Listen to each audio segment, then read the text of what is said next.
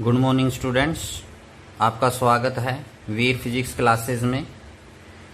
आज हम इस वीडियो में बात करेंगे 11th क्लास की फिजिक्स यूनिट नंबर 5 का फर्स्ट चैप्टर, जिसका नाम है centre of mass and rotational motion. आज की इस वीडियो में एक बहुत इंपॉर्टेंट टॉपिक आने जा रहा है जिसका नाम है सेंटर ऑफ मास। जैसे कि यूनिट का नाम है, चैप्टर का नाम है सेंटर ऑफ मास, तो आज हम इस वीडियो में सेंटर ऑफ मास के बारे में डिस्कस करेंगे, जो कि बहुत एक इंपॉर्टेंट आर्टिकल है। तो सबसे पहले इसकी डेफिनेशन के बारे में बात करते हैं कि सेंटर ऑफ मास क्या होता है। Centre of mass of a body as a point, यानी सेंटर ऑफ मास जो है वो एक प्रकार से क्या है, पॉइंट है। इस बात को बिल्कुल स्टार्टिंग में ही क्लियर कर लीजिए कि centre of mass nothing but there is a point at which entire mass of the body is supposed to be concentrated। means एक बॉडी है कोई भी, उसका पूरा मास, एंटायर मास, कंप्लीटली मास जो है वो supposed to be concentrated at a point, यानी एक पॉइंट है सेंटर ऑफ मास जहां पर पूरी बॉडी का मास है वो कंसंट्रेटेड माना जाता है, केंद्रित माना जाता है। तो उस पॉइंट को हम सेंटर ऑफ मास कहते हैं। क्लियर। तो अब हमारे पास, जैसे मैं एक एग्जांपल दे देता हूं, जैसे ये हमारे पास कोई भी एक बॉडी है, इस बॉडी का ये एक पॉइंट है। क्लियर, ये एक ओ पॉइंट है। तो यहां पर हमने ये सेंटर ऑफ मास मान लिया, तो मतलब इस पॉइंट पर कंप्लीटली जितनी बॉडी है इसका पूरा मास जो है वो यहां पर कंसंट्रेटेड है। तो इस पॉइंट को हम सेंटर ऑफ मास कहेंगे। क्लियर। और क्या होता है कि if all the external forces acting on the body were to be applied at the center of mass, कह रहा है अगर एक्सटर्नल फोर्स है, एंटायर एक्सटर्नल फोर्स, जितने भी सभी जो एक्सटर्नल फोर्स हैं, अगर हम इस सेंटर ऑफ मास के ऊपर अप्लाई करें, क्लियर, सेंटर ऑफ मास यानी इस पॉइंट के ऊपर अप्लाई करें, तो बॉडी शैल रिमेन अनअफेक्टेड, यानी जो बॉडी है ना इसके ऊपर कोई भी इफेक्ट ना पड़े। बॉडी की रेस्ट और motion of the body shall remain unaffected. अगर बॉडी मोशन में है तो मोशन में रहेगी, अगर रेस्ट पर है तो रेस्ट पर रहेगी। कब? जब हम सेंटर ऑफ मास यानी एक पॉइंट है जिसके ऊपर अगर हम फोर्स अप्लाई करें एक्सटर्नल, तो उनकी वजह से इस बॉडी का जो है रेस्ट या मोशन जो पोजीशन है वो क्या रहे, अनअफेक्टेड। तो उस पॉइंट को हम क्या कहते हैं, सेंटर ऑफ मास कहते हैं। क्लियर। तो यहां पर एक्चुअली क्या है कि जैसे ये बॉडी है, मैंने इस बॉडी का मास कहां पर कंसंट्रेट माना, इस ओ पॉइंट के ऊपर। किस पर माना? ओ पॉइंट के ऊपर।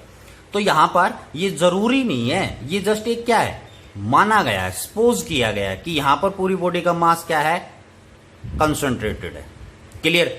तो यहां पर आपके पास ये कंसंट्रेटेड ये मास है वो यहां पर हो भी सकता है और नहीं भी हो सकता। जस्ट इसको माना है, यहां पर ये मास कंसंट्रेटेड हो भी सकता है और ना भी हो। जैसे हमारे पास इसका एक एग्जांपल ले लेते हैं कि जैसे एक ये सर्कल लिया, इसका सेंटर ऑफ मास कहां पर मान लिया, ओ पर, लेकिन ये तो एक क्या है, सर्कल है, तो यहां पर कोई मास नहीं है, लेकिन फिर भी इसको क्या किया कि माना कि यहां पर जो मास है ओ पॉइंट पर ये क्या है, कंसंट्रेटेड है। मतलब यहां पर इस पॉइंट के ऊपर अगर हम फोर्स, एक्सटर्नल फोर्स वगैरह अप्लाई करें तो इस बॉडी के ऊपर कोई भी इफेक्ट नहीं पड़ेगा। क्लियर। तो सेंटर ऑफ मास एक पॉइंट होता है जहां पर पूरा मास है वो कंसंट्रेटेड माना जाता है। क्लियर। वहां पर वो सेंटर ऑफ मास उस पॉइंट पर हो भी सकता है और नहीं भी हो सकता। क्लियर। तो ये एक सेंटर ऑफ मास है। इस पॉइंट्स की, इसकी डेफिनेशन के बारे में हमने डिस्कस किया।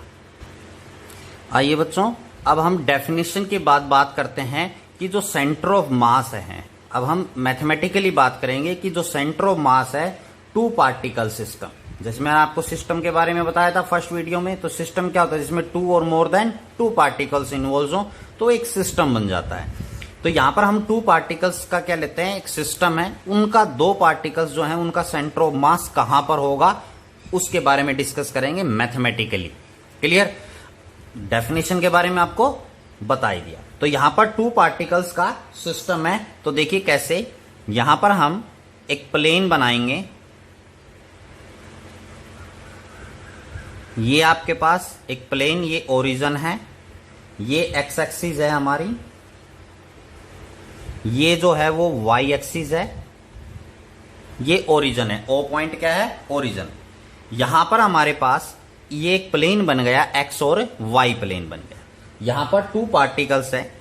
जैसे पहला पार्टिकल्स है ए पॉइंट पर, ए पार्टिकल है कोई भी, जिसका मास जो है वो m1 है। इस पार्टिकल का मास क्या है? m1 है। यहां पर इस पार्टिकल का ओरिजिन से पोजीशन वेक्टर है। पोजीशन वेक्टर क्या होता है? जो कि पार्टिकल जो होता है उसकी पोजीशन के बारे में बताता है। ये R1, ये R1 क्या है? Position vector of first particle. Clear? इसके बाद हमारे पास यहीं इसी प्लेन के अंदर एक दूसरा पार्टिकल है B पॉइंट पर, जिसका मास है m2, जिसका पोजीशन वेक्टर जो है वो ये है, जिसको हम R2 से रिप्रेजेंट करते हैं। किसे रिप्रेजेंट करते हैं? R2। पोजीशन वेक्टर क्या होता है? वह वेक्टर जो कि पार्टिकल्स की पोजीशन के बारे में बताता है। बॉडी है कोई भी, उसकी पोजीशन के बारे में बताता है, उसे हम पोजीशन वेक्टर कहते हैं। अब यहां पर दोनों बॉडी हैं, तो इनका हम दोनों बॉडी को मिला देते हैं एक पॉइंट से, एक लाइन से। इन दोनों बॉडी के बीच यानी सेंटर मान लीजिए कहां पर है? सी पॉइंट पर है। जैसे हम centre of mass, centre of मास क्या है? एक पॉइंट है जहां पर पूरा मास क्या माना गया? कंसंट्रेटेड। तो यहां पर m1 और m2 ये क्या है? टू बॉडीज हैं, ए और बी पॉइंट पर। तो सी पॉइंट मान लिया जहां पर पूरा मास क्या है? कंसंट्रेटेड है। तो यहां पर इस सी पॉइंट यानी सेंटर ऑफ मास जो है, हमने यहां पर जो सेंटर ऑफ मास लिया, इसका पोजीशन वेक्टर रिप्रेजेंट कर रहे हैं कैपिटल आर से। किसे रिप्रेजेंट कर रहे हैं? कैपिटल आर से इसको रिप्रेजेंट कर रहे हैं सेंटर ऑफ मास की। पोजीशन वेक्टर है ये कैपिटल आर। R1 क्या है? Position vector of first particle. R2 क्या है? Position vector of second particle. और यहां पर हमने सी पॉइंट को माना जहां पर जो मास है वो क्या है? कॉन्सेंट्रेटेड है, मतलब सेंटर ऑफ मास है। क्लियर? तो यहां पर हमारे पास फिर से हम इसी डायग्राम में बात करते हैं कि मान लीजिए पहली बॉडी है, इसके ऊपर फोर्स काम कर रहा है, एक्सटर्नल फोर्स F1। इसी प्रकार इस सेकंड बॉडी के ऊपर एक्सटर्नल फोर्स काम कर रहा है F2।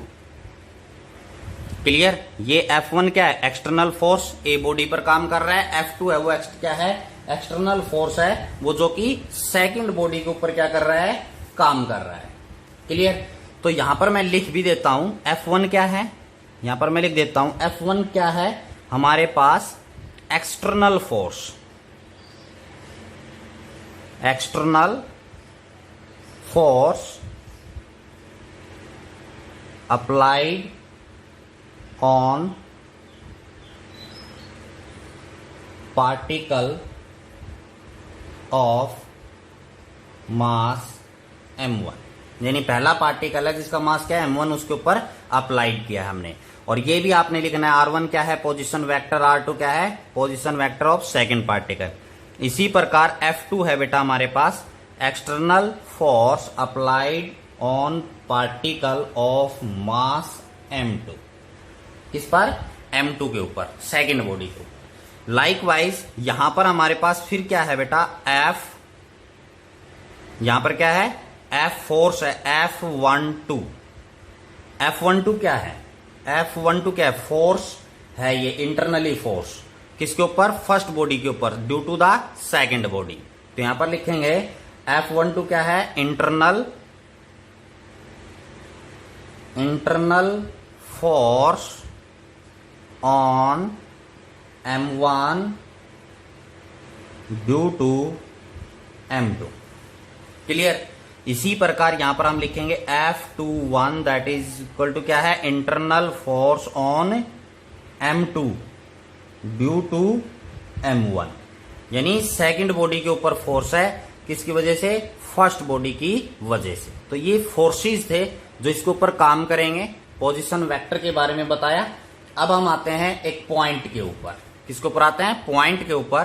क्या कि according to the Newton second law of motion, यहां पर आप लिखेंगे according to Newton's second law of motion. According to Newton second law of motion, क्या कहता है Newton second law of motion कि the rate of change of linear momentum is directly proportional to the applied force. तो rate of change of momentum आप क्या लिखेंगे, dp, क्या लिखेंगे, dp डिवाइडेड बाय dt। ये क्या हो गया, rate of change of linear momentum. ये डायरेक्टली प्रोपोर्शनल, ये इक्वल टू होता है किसके, एक्सटर्नल फोर्स अप्लाइड के ऊपर। तो यहां पर हमारे पास क्या है, इसको हम फर्स्ट बॉडी के लिए लिखते हैं, फर्स्ट पार्टिकल के लिए लिखते हैं। तो यहां पर क्या आएगा, dp1 आ जाएगा, क्या आ जाएगा, dp1। और फर्स्ट बॉडी के ऊपर कौन कौन से फोर्स काम कर रहे हैं, एक तो F1 प्लस यहां पर आपके पास कौन सा फोर्स काम कर रहा है, F1 2। ये दो फोर्स हैं, इसके ऊपर क्या कर रहे हैं, काम कर रहे हैं, किसके ऊपर, फर्स्ट बॉडी के ऊपर। लीनियर मोमेंटम P1 हो गया फर्स्ट बॉडी का, ये क्या हो गया, dt F1 फर्स्ट बॉडी के ऊपर एक्सटर्नल फोर्स काम कर रहा है, F12 क्या है, इंटरनली फोर्स लग रहा है, काम कर रहा है किसके ऊपर, फर्स्ट बॉडी के ऊपर। किसकी वजह से, सेकंड बॉडी की वजह से, यहां पर जो मैंने लिखा, क्लियर। तो यहां पर आपके पास क्या आ गया, लीनियर मोमेंटम आया, ये किसके लिए, फर्स्ट जो पार्टिकल है उसके लिए। ये बेटा हमने किसके लिए लिखा था, Newton second law of motion first particle के लिए लिखा। तो यहां पर आप क्या लिखेंगे,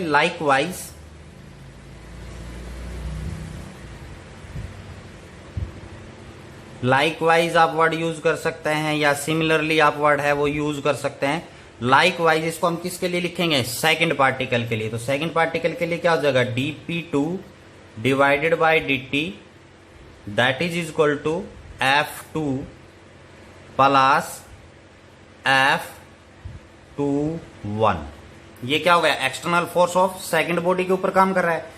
F21 क्या है, इंटरनल फोर्स काम कर रहा है किसके ऊपर, सेकंड बॉडी के ऊपर। किसकी वजह से, फर्स्ट बॉडी की वजह से। तो यहां पर इनको मैंने इक्वेशन नंबर फर्स्ट, इसको इक्वेशन नंबर सेकंड मान लिया, क्लियर हो गया। अब यहां पर हमारे पास क्या है, हम दोनों इक्वेशंस जो हैं उनको ऐड करते हैं। तो यहां पर आप लिखेंगे adding equation first and second. First और सेकंड को क्या करेंगे, ऐड। तो लेफ्ट हैंड साइड में left hand side, right hand side में राइट हैंड साइड ऐड होगा। तो यहां पर आपके पास क्या आएगा, dp1 divided by dt plus dp2 divided by dt that is equal to F1 plus F12 plus F2 plus F21। तो यहां पर राइट हैंड साइड में राइट हैंड साइड ऐड कर दी और लेफ्ट हैंड साइड में लेफ्ट हैंड साइड। अब हमारे पास according to Newton's third law of motion आपको पता है F12 बराबर होगा माइनस F21। बोलो होगा या नहीं होगा। Newton's third law of motion क्या कहता है कि action that is equal to minus reaction. तो यहां पर F12 है, तो मतलब force on first body due to second. यहां पर क्या है, force on second body due to first body. तो इंटरनली जो है एक बॉडी या एक पार्टिकल जो है दूसरे पार्टिकल्स के ऊपर क्या अप्लाई करेगा, फोर्स। तो वो फोर्स एक्शन और रिएक्शन होगा, तो माइनस के बराबर होगा। तो यहां पर F12 और F21 दोनों एक दूसरे से क्या हो जाएंगे, कैंसिल। क्यों, F12 की जगह क्या लिखोगे, माइनस F21 इसकी जगह। तो ये माइनस और ये क्या है, प्लस, क्या हो जाएगा, कैंसिल हो जाएगा। तो यहां पर हमारे पास क्या बचेगा, यहां से हम d बाय dt कॉमन ले लेते हैं। तो यहां पर d बाय dt कॉमन, अंदर बच गया P1 plus P2, P1 plus P2 that is equal to F1 plus F2। Clear हो गया, F1 प्लस F2। ये तो दोनों क्या हो गए, कैंसिल, इसकी वजह से। यहां पर इसके ऊपर ध्यान देना है। अब यहां पर हमारे पास P1 क्या है, linear momentum of first particle, P2 क्या है, linear momentum of second particle. तो इनको हम चेंज कर देते हैं, d by dt। Linear momentum किसके बराबर होता है, मास इंटू वेलोसिटी। तो यहां पर आपके पास क्या हो जाएगा, m1 v1 plus m2 v2 लिख सकते हैं लीनियर मोमेंट ये फर्स्ट पार्टिकल, ये second particle, that is equal to F. What is F? F1 और F2 दोनों को जोड़कर क्या हो गया? Net force means total force है, वो लिख दिया मैंने। यहां पर आगे देखिए d/dt m1, ये क्या है? Velocity of first particle. तो इस वेलोसिटी किसके बराबर होती है? Rate of change of displacement. Displacement जिस रेट से चेंज हो रहा है वो क्या होता है? वेलोसिटी, यानी डिस्प्लेसमेंट अपॉन टाइम जिसको हम कहते हैं। तो इसकी जगह v1 की जगह हम क्या लिख सकते हैं? dr1 डिवाइडेड बाय dt, क्योंकि r1 क्या है? पोजीशन वेक्टर फर्स्ट पार्टिकल का, तो पोजीशन वेक्टर अपॉन क्या लिख दिया? टाइम। लाइकवाइज m2 इसकी जगह क्या ले जाएगा? dr2 divided by dt, that is equal to total force. v1 आपको पता है वेलोसिटी है, वो क्या होती है? डिस्प्लेसमेंट अपॉन टाइम, या डिस्प्लेसमेंट जिस रेट से चेंज हो रहा है विद रिस्पेक्ट टू टाइम, तो वो क्या है? वेलोसिटी। तो dr1 divided by dt, dr2 divided by dt। अब यहां पर हमारे पास क्या है? अंदर से d/dt कॉमन ले लेता हूं, तो यहां बाहर मल्टीप्लाई होगा तो क्या हो जाएगा बेटा? स्क्वायर हो जाएगा या नहीं हो जाएगा? d square divided by dt square. Clear? अंदर आपके पास बच जाएगा m1 r1 plus m2 r2, और ये किसके बराबर होगा? नेट फोर्स के बराबर। क्लियर हुआ या नहीं हुआ?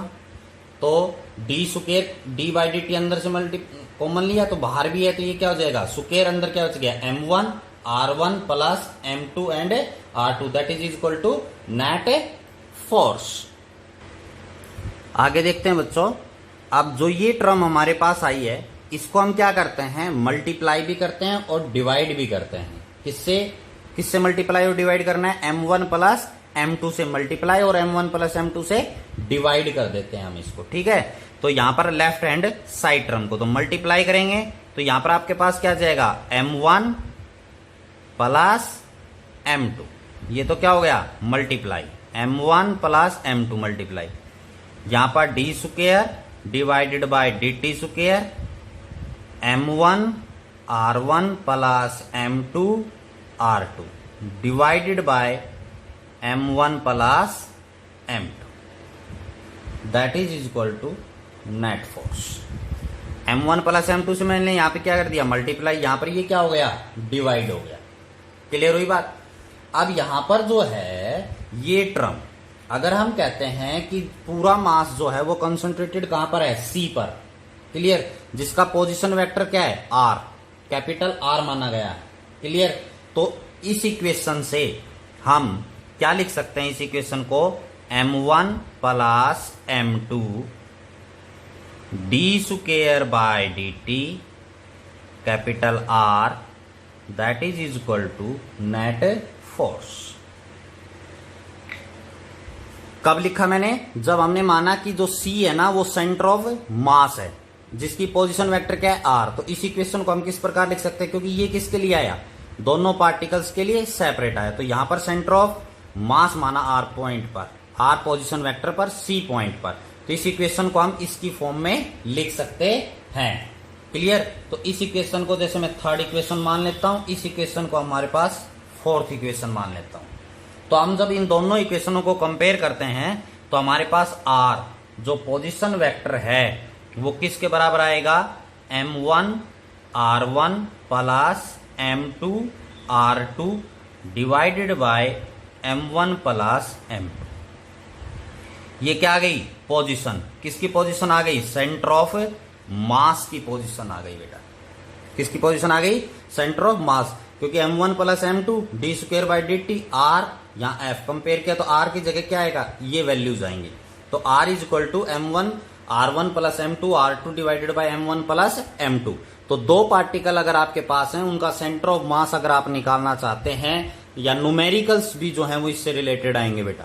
न्यूमेरिकल्स भी इसके रिलेटेड वैल्यूज आपको दी मिलेंगी, इनको वैल्यू पुट करके सेंटर ऑफ मास आपने निकालना है। तो सेंटर ऑफ मास है वो इस पोजीशन से, इस फॉर्मूले से आप क्या कर सकते हैं? कैलकुलेट कर सकते हैं। क्लियर? अब इसके कुछ एक दो जो इंपॉर्टेंट स्पेशल केसेस हैं उनके बारे में डिस्कस करते हैं। जैसे मैं इसको क्रॉस मल्टीप्लाई कर देता हूं तो r m1 plus m2 that is equal to m1 r1 plus m2 r2। Clear? Cross multiply कर दिया मैंने। तो इसका कुछ स्पेशल केसेस हैं उनके बारे में डिस्कस करते हैं। ये तो एक सेंटर ऑफ मास आ गया, पोजीशन ऑफ सेंटर ऑफ मास, ध्यान रखना है, बहुत इंपॉर्टेंट आर्टिकल है ये। क्लियर? अब यहां पर मैं कहता हूं जैसे केसेस लेता हूं, कुछ एक दो केस के बारे में डिस्कस करते हैं सेंटर ऑफ मास। पहला केस है कि अगर ये जो आर है ना वो किसके बराबर हो, 0, मतलब सेंटर ऑफ मास कहां पर हो, ओरिजिन पर। यहां ये सेंटर ऑफ मास सी है जिसकी आर वैल्यू है वो क्या हो जाए, 0, तो मतलब ये कहां चला जाएगा, सेंटर पर, ओरिजिन पर। क्लियर? ओरिजिन पर चला जाए तो क्या होगा भैया, तो आर क्या हो गया, 0, तो ये सारी टर्म क्या हो गई, 0। तो यहां पर m1 r1 plus m2 r2 that is equal to 0। किसके बराबर आ गया, 0 के। तो यहां पर हमारे पास क्या करते हैं, m2 r2 that is equal to minus m1 r1। तो यहां से r2 सेकंड पार्टिकल का जो पोजीशन हो किसके बराबर होगा, minus m1 divided by m2 and r1। अगर ऐसा होगा ओरिजिन पर तो r2 है ना पोजीशन वेक्टर सेकंड पार्टिकल का, वो इसके बराबर होगा। क्लियर? एक ये बात आई हमारे पास। क्लियर? दूसरा जो है, अगर हम कहते हैं कि m1 is greater than m2 तो देन, ये सेकंड के बारे में बात कर रहा हूं, ये हमारे पास फर्स्ट था। अगर m1 ग्रेटर देन m2 यानी m1 बड़ा है m2 छोटा है, तो यहां पर आपके पास क्या होगा, r1 लेस देन आएगा r2 से, r1 लेस देन r2। तो इसका मतलब क्या हुआ कि जो सेंटर ऑफ मास है ना, r1 क्या हो गया, डिक्रीज, यानी m1 बड़ा है तो r1 क्या है, इसकी पोजीशन वेक्टर, तो ये घट जाएगा, ये क्या होगा, बढ़ जाएगा।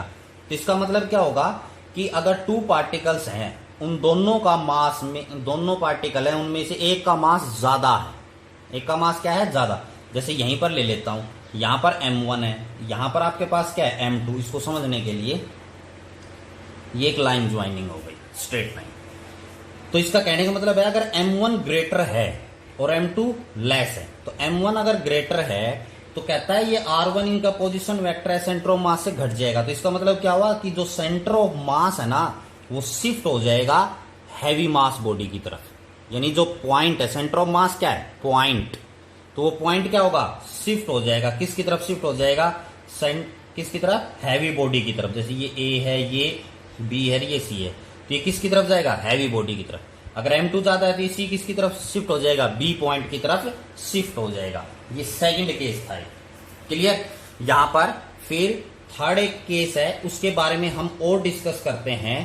थर्ड नंबर केस क्या है, थर्ड नंबर केस कि अगर दोनों पार्टिकल्स का मास बराबर है, m1 बराबर है m2 बराबर है m, दोनों मास क्या है, बराबर, तो क्या होगा भैया, r, ये दोनों बराबर हैं तो ये क्या हो जाएगा, 2m m r1 plus m r2। m1 m2 नहीं लिखना, दोनों का मास क्या है, बराबर। तो यहां पर r 2m that is equal to, यहां से क्या कॉमन आ जाएगा, m, अंदर क्या बच जाएगा, r1 प्लस r2।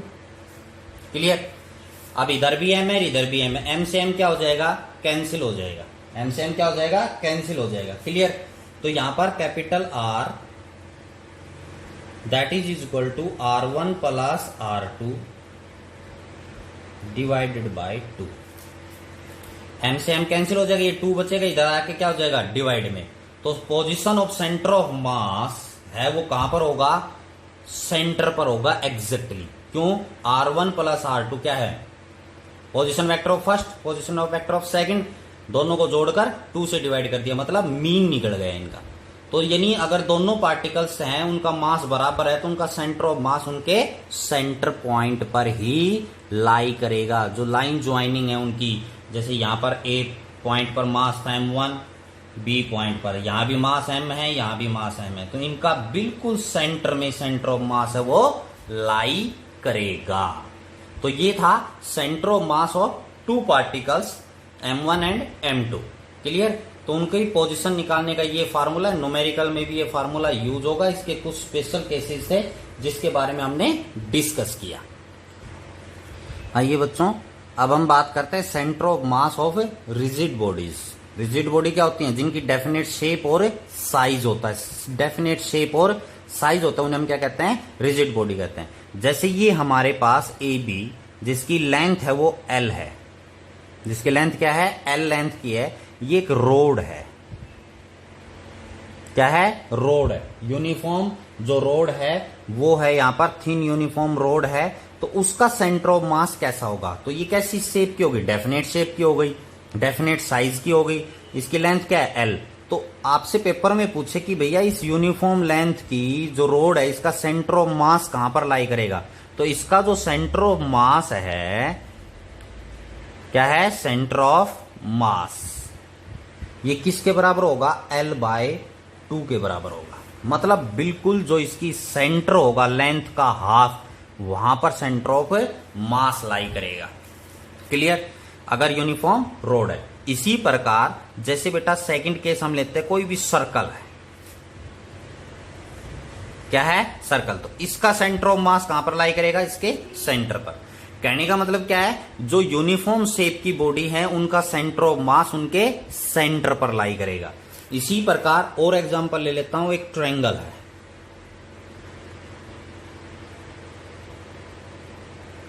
तो इस ट्रायंगल का सेंटर ऑफ मास कहां पर लाई करेगा? ये ए पॉइंट है, ये बी पॉइंट है, ये डी पॉइंट है भाई।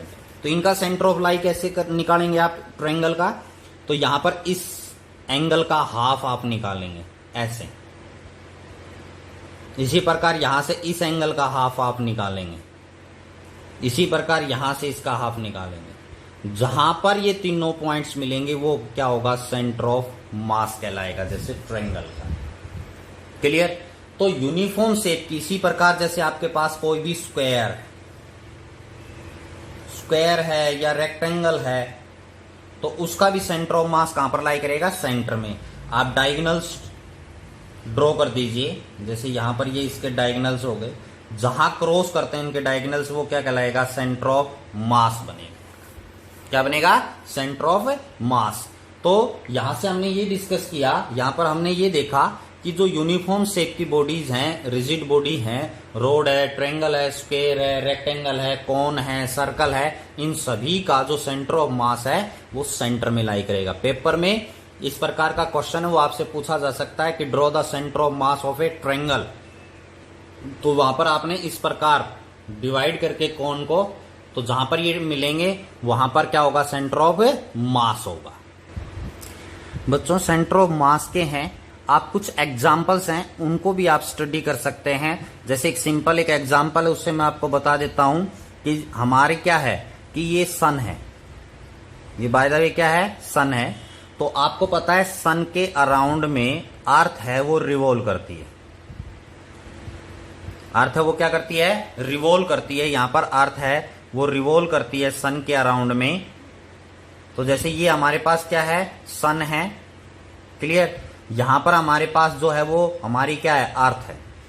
और अर्थ के अराउंड में आपको पता है मून है वो रिवॉल्व करता है। अर्थ के अराउंड में कौन रिवॉल्व करता है? मून है वो रिवॉल्व करता है। क्लियर? तो ये तो हमारे पास क्या है? अर्थ। इसके अराउंड में कौन रिवॉल्व करता है? अर्थ के अराउंड में मून रिवॉल्व करता है। क्लियर? तो मून है वो कैसे पाथ में रिवॉल्व करता है? सर्कुलर पाथ में रिवॉल्व करता है अराउंड द अर्थ। तो यहां पर इनका जो सेंटर ऑफ मास होगा वो कहां पर होगा? जैसे मून के लिए सेंटर ऑफ मास कहां पर लाई करेगा? अर्थ पर। कहां पर लाई करेगा? अर्थ। अर्थ है वो क्या, कौन सा पॉइंट होगा? सेंटर ऑफ मास होगा किसका? मून का, जो वो सर्कुलर पाथ में वो क्या कर रहा है? रिवॉल्व कर रहा है। इसी प्रकार आप सन है, सन के अराउंड में कौन रिवॉल्व कर रही है? अर्थ है। तो इसी प्रकार हम अर्थ का सेंटर ऑफ मास है वो कैलकुलेट कर सकते हैं, क्योंकि अर्थ है वो अपने एक्सिस के अराउंड में भी रिवॉल्व करती है। क्लियर? तो यहां पर आपके पास बहुत सारे एग्जाम्पल हैं जो सर्कुलर पाथ में रिवोल्यूशन है या अपने एक्सिस के अराउंड में रिवोल्यूशन है, उनका आप सेंटर ऑफ मास भी निकाल सकते हैं। तो आज की इस वीडियो में हमने एक इंपॉर्टेंट आर्टिकल के बारे में डिस्कस किया, centre of mass. Centre of मास की डेफिनेशन फिर से आपको बता देता हूं। सेंटर ऑफ मास एक पॉइंट है एक माना हुआ पॉइंट है जहां पर पूरी बॉडी का मास है वो कंसंट्रेटेड होता है। क्लियर? यहां पर कोई वो नहीं है, स्पेसिफिकेशन नहीं है। वहां पर जो पॉइंट आपने माना है वहां पर सेंटर ऑफ मास हो भी सकता है और नहीं भी हो सकता। और एक और बात बता देता हूं, centre of mass of the body centre पर भी लाई कर सकता है, इनसाइड द बॉडी कहीं भी लाई कर सकता है, या आउटसाइड ऑफ द बॉडी भी हम ले सकते हैं। बॉडी के आउटसाइड भी हम कोई भी सेंटर ऑफ मास है वो मान सकते हैं। तो एक इंपॉर्टेंट पॉइंट था ये। फिर हमने centre of mass of two bodies के बारे में डिस्कस किया, उनकी पोजीशन के बारे में, और उसी फॉर्मूले का आगे और आर्टिकल जब हम पढ़ेंगे उनमें इनका यूज होगा। Centre of mass rigid body के बारे में डिस्कस किया, यूनिफॉर्म शेप की जो भी बॉडी है उनका सेंटर ऑफ मास उनके सेंटर पे लाई करेगा। कुछ एग्जांपल्स हैं वो आपने करने हैं। आज की इस वीडियो में इतना ही। Thank you and